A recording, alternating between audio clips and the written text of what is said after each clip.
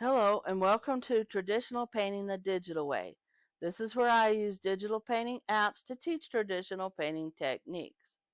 This is part 4 in my Alien Baby series, and it's part of my Ellie's Oddities series where I am starting to paint unusual things that I've collected. And I'm using the app Infinite Painter for Android. And if you want to follow along traditionally, check out part 1 in this series where I have a list of all the paint, canvases, and brushes that I use when painting traditionally. So here I'm starting to finally get the head refined and like the shape that I want it. And so I'm working on the pajamas, his little cow toy, and just trying to get some refinements on his hands and his feet.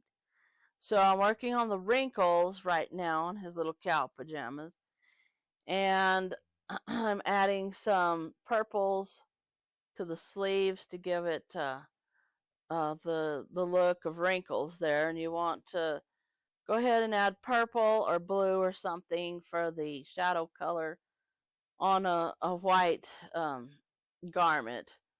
Um, you can use gray, but it will just kind of blend in with the look of the baby doll. So you don't want that. You want it to be kind of a purplish look to it, or a blue look.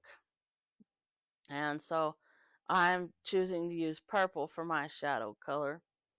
And I'm going ahead and making uh, the purple be smudged out and smooth because it's going to be a wrinkle. And you don't want sharp edges. You kind of want them smoothed down so that it looks like a soft material instead of sort of a sharp edged thing. You wouldn't want it to look like some kind of armor. So that's what I'm doing right now with making all these wrinkles that are on the baby doll, alien baby doll. And I'm just working a little bit more on the spots, trying to get the correct shape of the spots. You want them to look like they're part of the cloth instead of stuck on. And so I want to go ahead and adjust the shoulder just a little bit there. It stuck out just a little bit more, and it was mainly it's the clothes because his body's pretty small. Again, we want the head to be a lot bigger than the body on this doll.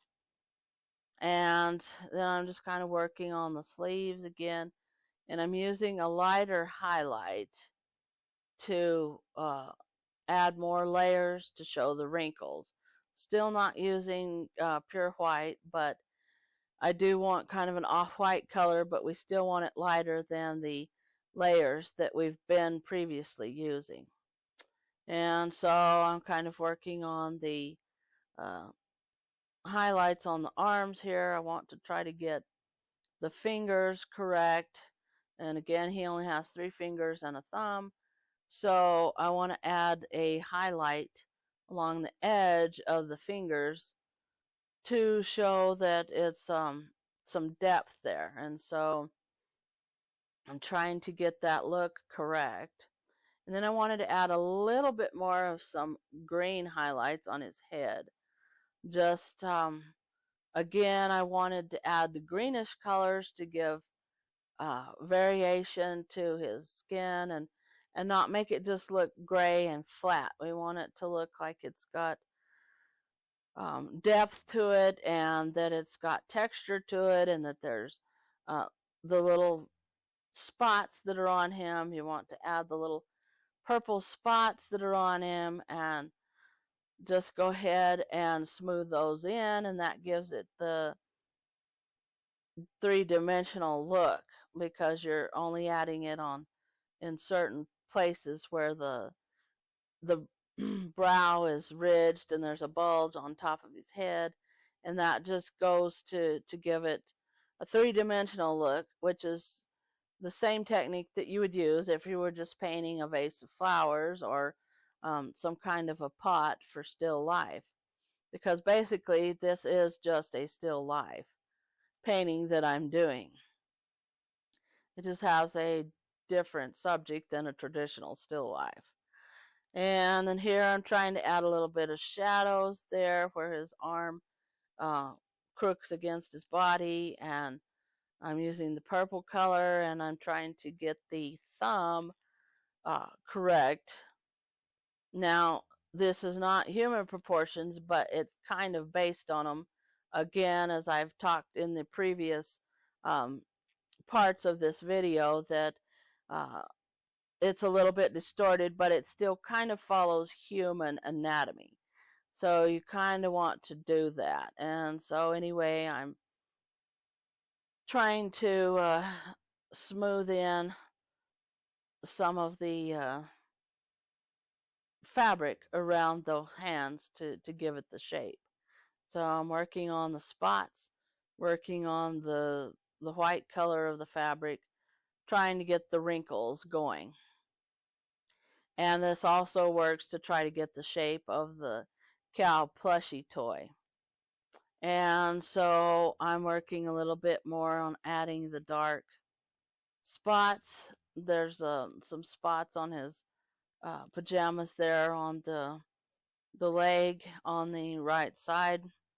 And so I'm trying to kind of get the shape of that and just get it to kind of look three-dimensional. And then I want to add a brighter highlight on the cow plushie. So I'm working kind of on the shape of it, trying to get a lighter look where the light is coming from the left side. And so the left side of the cow toy will be brighter, and so I'm working on that, trying to get a differentiation from the pajamas too, because we want to show that he's holding his toy. And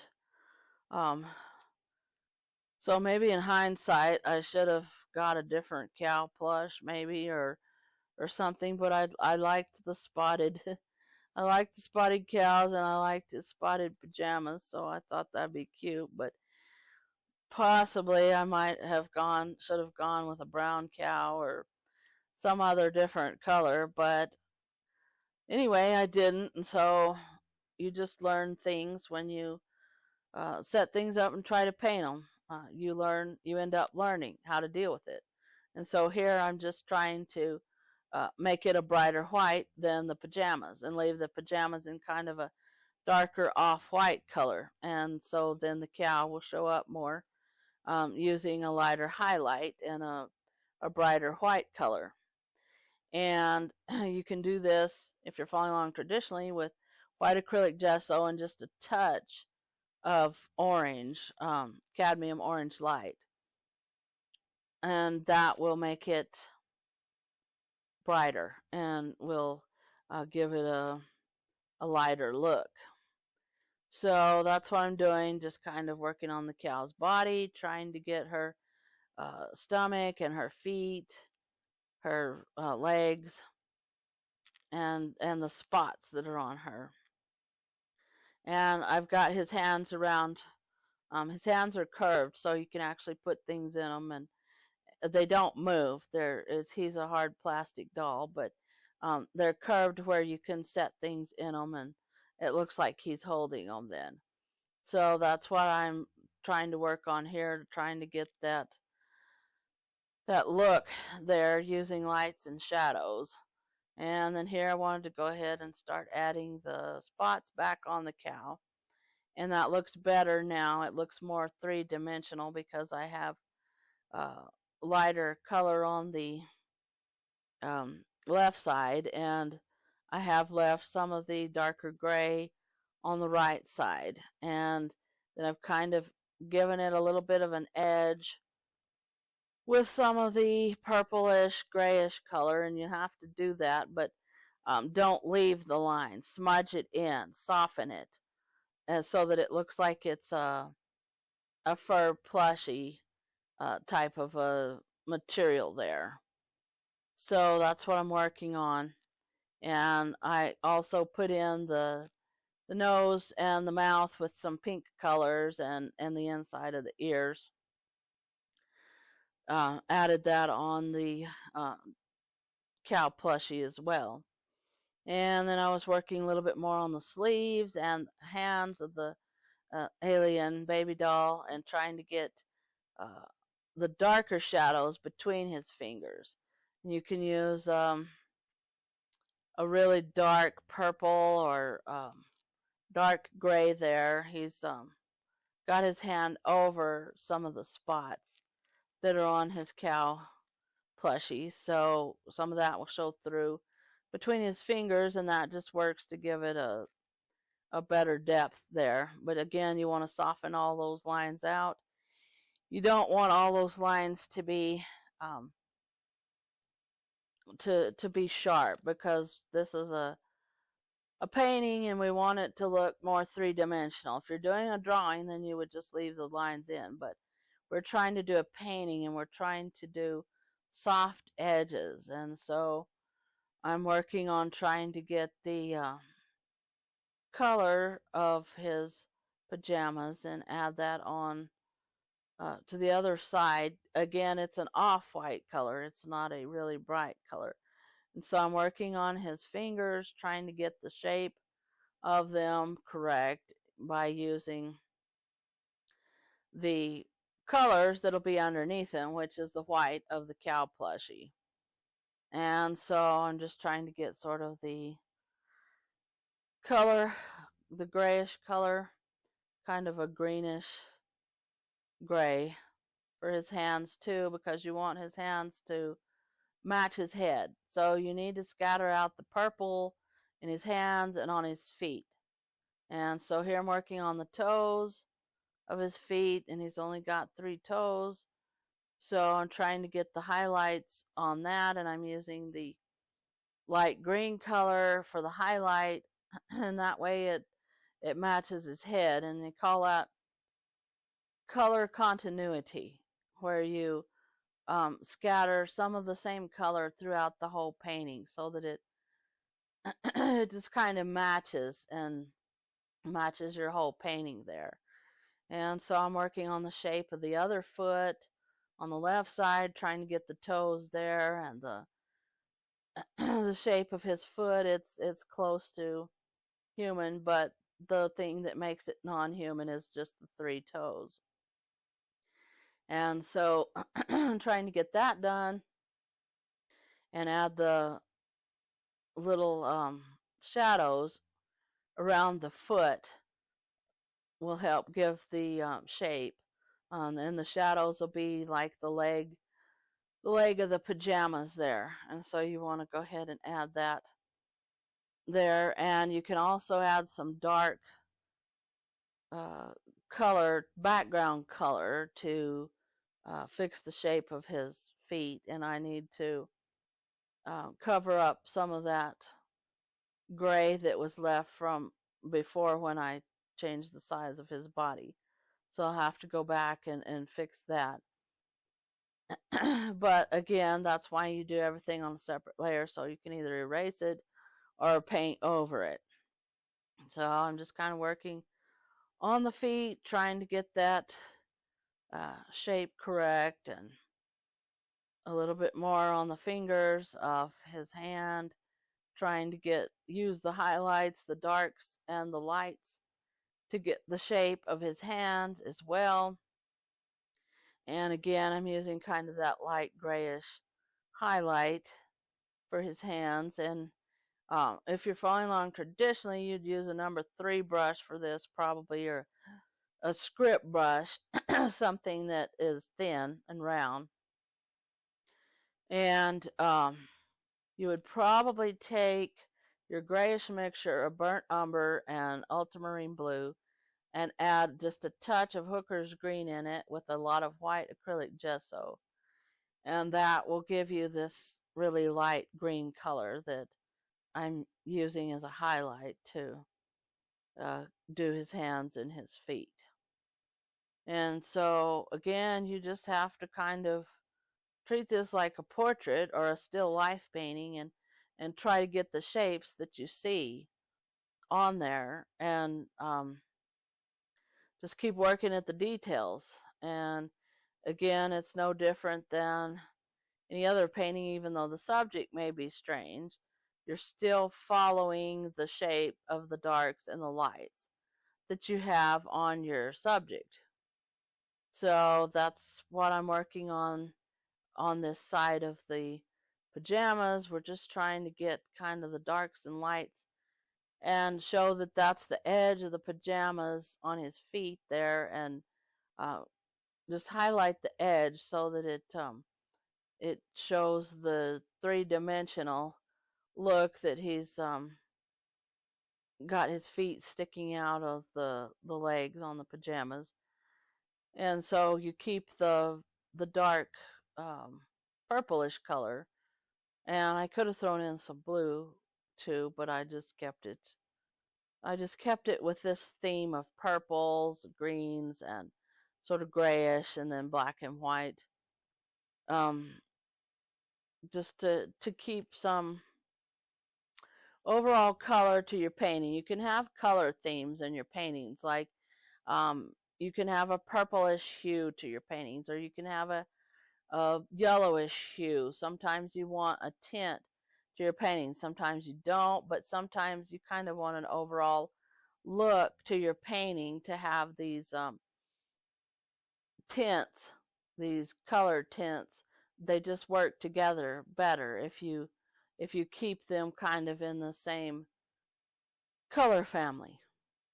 So that's what I'm doing, just kind of doing some still off-white grayish look for the pajamas, the legs of the pajamas, and for the feet, just trying to get that greenish tint and that dark purple, grayish purple for the shadows. And then here I'm making little lines under the toes, and that gives it the look of his little toes sticking out there. And his foot is in shadow there on the left side. And so you want to go ahead and paint the shadows on his feet on both sides to give that three-dimensional look. So I'm working on the shapes of his toes, the shape of his heel, and the sides of his feet there. Just trying to get the overall shape correct there. And you can use the pajamas and the background color to go ahead and help you do those shapes there. And again, this is the tedious part. This is the detail part. This is where you go back and forth and you try to get the shapes correct. And you try to get the details in. And it is the tedious part, but if you stick with it, then eventually you'll get it where you want it, and you'll have the right kind of shapes that you want, and the details will start coming alive to you. And so I'm just going ahead and in doing that, working on the hands, trying to get the feet, just trying to get the correct details. And even though these are alien hands and feet, they're still not a whole lot easier than regular human hands or feet. You do have some room for error because they're not totally normal. So if it looks off, you can just say, well, they're alien. And yeah, that's a cop out, but it does work. And so that's what you do. You just go ahead and work on it till you get it the way you want it. And so I'm just working on trying to get it a little bit more where the shadows will show up on the pajama leg there, trying to get an edge on the cloth there to make that look three-dimensional as well, and then trying to get his foot to look three-dimensional, and also smooth that skin and add a little bit of some purple color to it, again to match his head and and the rest of his body. And then you go back and work on the hands. I'm trying to get his arm. It sticks out a little bit more on the left side out of his sleeve there. Trying to get that straightened out. Just trying to make it have the three-dimensional look and the highlights there, and working a little bit more on the cloth, trying to get it a little bit more refined. You can leave some of the edges on it, but it depends on how painterly you want your painting to look. If you want your painting to look more impressionistic looking, you can leave those jagged edges. But if you want it a little more fine line, then you work on smoothing those out. So this is the end of part 4 of the Alien Baby series. In part 5, we're going to be trying to finish more detail to the pajamas and the cow and try to get that going. And so if you want to see that, hit the subscribe button. Thanks everybody for watching. Thank you so much for your support. If you have any questions, just leave them down below in the comments, and I will catch you later.